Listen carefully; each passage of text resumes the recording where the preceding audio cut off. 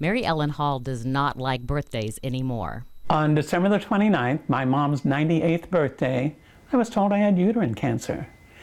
And that's a pretty hard pill to swallow. Then on her 77th birthday, January 7th, she found out she had breast cancer. I told my daughter we were not celebrating birthdays the rest of this year. Now she's getting ready to battle breast cancer, but she's not thinking about herself. She's worried about some very special students at John Jay High School, where she volunteers. Mary Ellen writes grants and helps raise money for their orchestra. What worries her, though, is no one will be there for these students, many of whom have turned their lives around because of music. And these young men and women on their violins stepped up to play, and they had memorized their piece.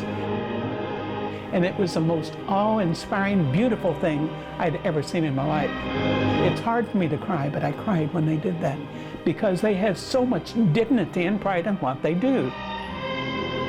She says it breaks her heart she won't be there to help the students with their next big trip to San Francisco. I just want anybody in the community, any business, who can step up and say, okay, that old grandma, and that's what I am. You know, the kids think of me as grandma, but that old grandma wants us to help them, and I hope somebody will help. She's hoping others will step in to help her orchestra students, but says as far as her health, it's up to her to take charge. It is so important for women to take charge of their bodies. A mother, a grandmother, a wife, we all put ourselves second.